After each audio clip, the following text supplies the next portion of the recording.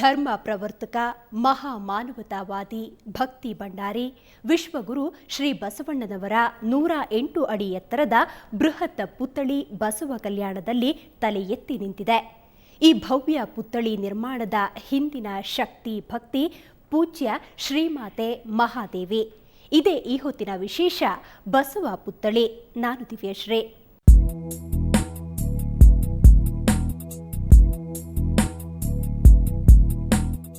ಇಂದಿನ ದ್ವಂದ್ವ ನೀತಿಯುಳ್ಳ ಸಮಾಜದಲ್ಲಿ ಒಬ್ಬ ಸ್ತ್ರೀ ಪ್ರತಿನಿಧಿಯಾಗಿ, ಲೇಖಕಿಯಾಗಿ, ವಿದ್ವಾಂಸಿಯಾಗಿ, ತತ್ವಜ್ಞಾನಿಯಾಗಿ, ಎಲ್ಲಕ್ಕಿಂತ ಮೊದಲು ವಿಶ್ವದ ಪ್ರಪ್ರಥಮ ಮಹಿಳಾ ಜಗದ್ಗುರುವಾಗಿ ಮಾಡಿದ ಸಾಧನೆ ಅಗಾಧವಾದುದು. ಇಂದು ಬಸವ ಕಲ್ಯಾಣದಲ್ಲಿ ಬೃಹತ್ತಾಗಿ ತಲೆ ಎತ್ತಿ ನಿಂತು ಉದ್ಘಾಟನೆಗೆ ಸಿದ್ಧವಾಗಿರುವ 108 ಅಡಿ ಎತ್ತರದ ವಿಶ್ವಗುರು ಬಸವಣ್ಣನವರ ಹಸನ್ಮುಖಿ ಪುತ್ಥಳಿಯ ಹಿಂದಿನ ಶಕ್ತಿಯೇ ಪೂಜ್ಯ ಶ್ರೀ ಮಾತೆ ಮಹಾದೇವಿಯವರು. ಬನ್ನಿ, ಹಾಗಿದ್ರೆ ಆ ಪುತ್ಥಳಿಯ ಸ್ಪೆಷಾಲಿಟಿ ಏನು, ಎಲ್ಲಿ ತಯಾರಾಗಿದೆ ಅನ್ನೋದನ್ನ ನೋಡ್ಕೊಂಬರೋಣ.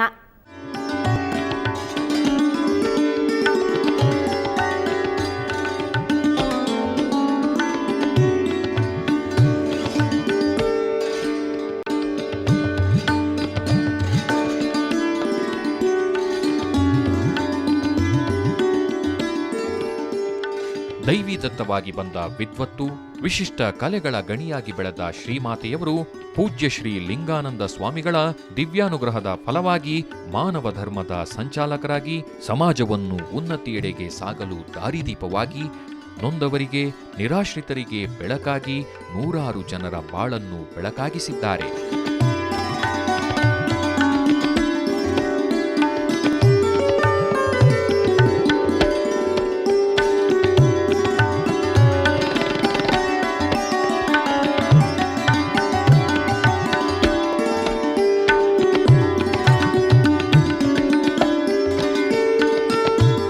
ಇಂಥ ಮಾತಾಜಿಯವರು ಯಾವ ಸಂಘ ಸಂಸ್ಥೆಗಳಿಂದಾಗಲಿ ಸರ್ಕಾರದಿಂದಾಗಲಿ ಯಾವುದೇ ರೀತಿಯ ಸಹಾಯವನ್ನಪೇಕ್ಷಿಸದೆ ಕೇವಲ ತಮ್ಮ ಇಚ್ಛಾಶಕ್ತಿಯಿಂದ ಗುರುಬಸವ ಮುನ್ನಡೆಸ್ತಾನೆ ಎನ್ನುವ ನಂಬಿಕೆಯಿಂದ, ಭಕ್ತರು ಕೊಟ್ಟ ದೇಣಿಗೆಯಿಂದ ಮತ್ತು ತಮ್ಮ ಎಡಬಿಡದೆ ಪ್ರವಾಸ ಪ್ರವಚನಗಳಿಂದಾಗಿ ದೊರೆತ ಕಾಣಿಕೆಗಳಿಂದ ಬಸವನ ಪಾದಗಳಿಗರ್ಪಿಸುತ್ತಾ ಸದ್ಯ ಶ್ರೀಗುರುವಿನ ಪುತ್ಥಳಿ ಪೂರ್ಣವಾಗಲು ಶ್ರಮಿಸಿದ್ದಾರೆ.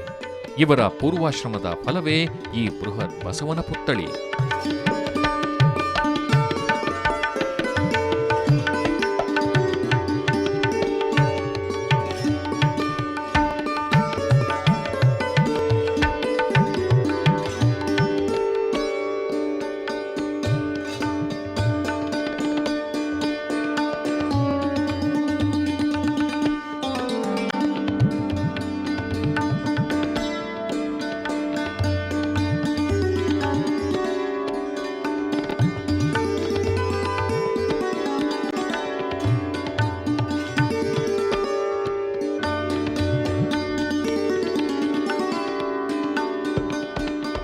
ಪೂಜ್ಯ ಮಾತಾಜಿಯವರೇ ಇದಕ್ಕೆಲ್ಲ ಬಹಳಷ್ಟು ಶ್ರಮಪಟ್ಟು, ಶರಣರೆಲ್ಲ ಶ್ರಮಪಟ್ಟು ಇದನ್ನು ಖರೀದಿ ಮಾಡಿದರು.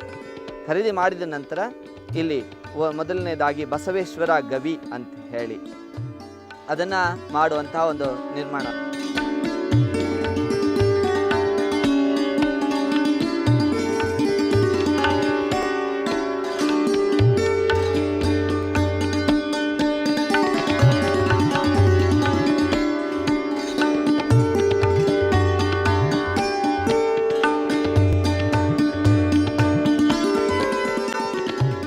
ಮಾತಾಜಿಯವರು ಪರಮ ಪೂಜ್ಯ ಲಿಂಗೈಕ್ಯ ಮಹಾಜಗದ್ಗುರು ಲಿಂಗಾನಂದ ಮಹಾಸ್ವಾಮೀಜಿಯವರ ಸತ್ಸಂಕಲ್ಪದಂತೆ ಇಂದು ಇಲ್ಲಿಯ ಶೂನ್ಯ ಪೀಠಾಧೀಶರಾಗಿರ್ತಕ್ಕಂತಹ ಪೂಜ್ಯರಾದ ಜಗದ್ಗುರು ಸಿದ್ದರಾಮೇಶ್ವರ ಸ್ವಾಮೀಜಿಯವರು ಮತ್ತು ಪೂಜ್ಯರಾದ ಸದ್ಗುರು ಬಸವಪ್ರಭು ಸ್ವಾಮೀಜಿಯವರು ಈ ಒಂದು ಗವಿ ಮತ್ತು ಇಲ್ಲಿನ ಎಲ್ಲ ಅಭಿವೃದ್ಧಿ ಕಾರ್ಯಗಳನ್ನು ನಡ್ಕೊಂಡು ಹೋಗ್ತಾ ಇದ್ದಾರೆ.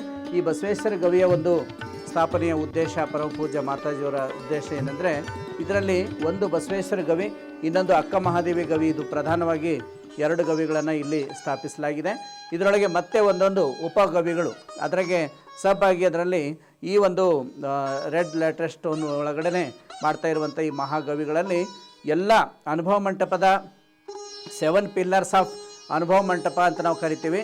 ಗುರು ಬಸವಣ್ಣನವರ ಆದಿಯಾಗಿ ಅಲ್ಲಮ ಪ್ರಭುದೇವರು, ಸಿದ್ದರಾಮೇಶ್ವರರು, ಚಿನ್ಮಯಜ್ಞಾನಿ ಚನ್ನಬಸವಣ್ಣನವರು ಮತ್ತು ಎಲ್ಲ ಸಪ್ತಗಣಾಧೀಶರು ಮೂರ್ತಿಗಳನ್ನು ಕೂಡ ಸ್ಥಾಪನೆ ಮಾಡೋದ್ರ ಮೂಲಕ ಅವ್ರಿಗೆ ಒಂದೊಂದು ಸಪ್ರೇಟ್ ಆದಂಥ ಒಂದು ಉಪಕವಿಗಳನ್ನು ಇದರಲ್ಲಿ ನಿರ್ಮಾಣ ಮಾಡಲಾಗಿದೆ.